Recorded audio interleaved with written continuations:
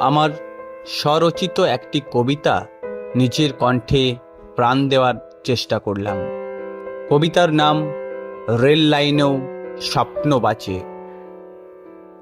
এক অসহায় মা, এক দরিদ্র মা তার সন্তানকে নিয়ে বাস করে রেল লাইনের ধারে।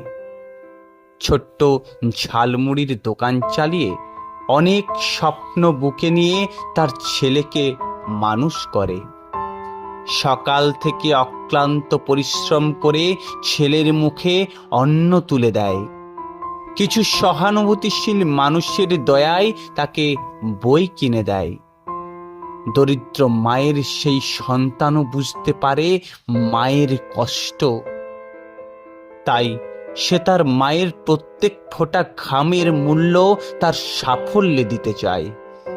দিন রাত এক করে রেল লাইনের আলোয় সে নিজেকে বিলিয়ে দেয় পরিশ্রমের মধ্যে। আস্তে আস্তে অনেক বড় হয় সে।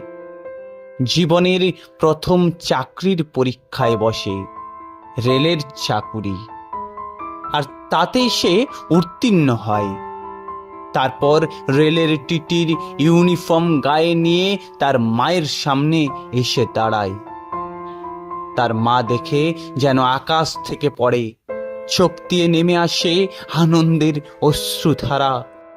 যে রেল স্টেশনে সে একটা ছোট্ট ঝালমুড়ির দোকান চালায়, আজ সেই স্টেশনেই তার ছেলে চাকরি পেয়েছে। আজ সেই স্টেশনেই তার সব স্বপ্ন পূর্ণতা পেয়েছে। তাই মা স্টেশনে হাত জোড় করে বসে পড়ে আর বলে, ঈশ্বর আজও আছে, তাই তো রেল লাইনেও স্বপ্ন বাঁচে।